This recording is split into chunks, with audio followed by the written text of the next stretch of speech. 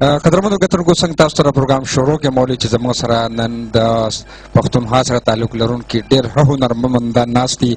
په دې کې صدیق ربابي ډېر زبردست رباب وغږی. تاسو د هغه وکتلو په دې پروګرام کې، نو هغه به د هغه نه به رباب باندې مې یو سندره اورو.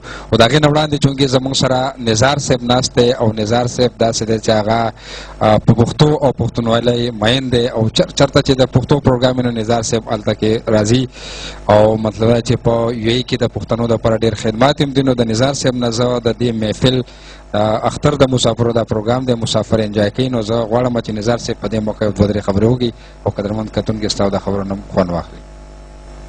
ډېره مننه زمرود خان.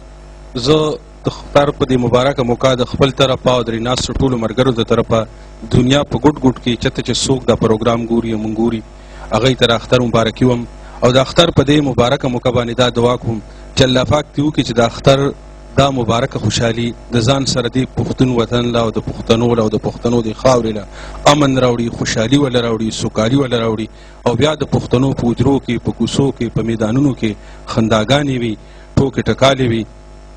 زه ډېر ښکلی پروګرام دی، ډېر مزیدار پروګرام شو. تاسو دا یو جادوګر ښارونو کې مونږ پاتې کېږو. تاسو ته پته ده د دنیا ترقي یافته موسیقي هم دلته کې شته. د پښتو په موسیقۍ کې هم د ترقي یافته سازونه چې کوم دي، دا نوي سازونه ټول پکې شامل شوي دي. او مونږ چې په دې ښار کې پاتې کېږو دلته هم د دنیا د ټولو ژبو موسیقي شته. خو تاسو ویدل چې پښتانه نن هم د خپلې موسیقۍ په څنګ کې ناست دي او د خپلو هنرمندانو په خوا کې ناست دي او خپل زاړه موسیقي اوري. نو ډېره خوندوره موسیقي ده او ډېر ښه پروګرام دی. او تاسو د زموږ شاعري هم د شاعرانو واورئ زمرود خان، چې کومه ژوره شاعري زموږ شاعران کوي.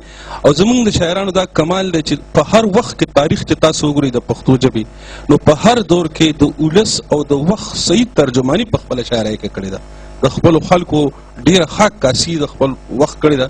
نو زه په دې موقع باندې په دې وخت باندې چې کوم دی نو صدیق ورور ته خواست کوم چې په رباب مونږ ته یو نغمه واړئ، او د ښاغلي فیلسوف خان عابد صاحب په دې شعر ولې مایک ورکوو چې د رباب ټنګ خو دې ګوره هندوستانه پورې لاړو، د رباب ټنګ خو دې ګوره هندوستانه پورې لاړو، ای پښتون ادم خانه د نغمو نه دې لوګی شم.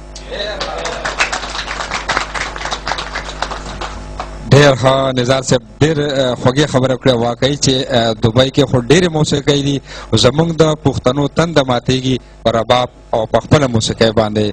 نو اوس په موږ د صدیق نه چونکې څنګه نظار صاحب خبره وکړه د رباب دا ترنګ چې دا په هر چاته چې پښتانه ډېر ښه پرې لګي، نو راځئ قدرمنو کتونکو چې صدیق نه په رباب باندې نغمه واورو.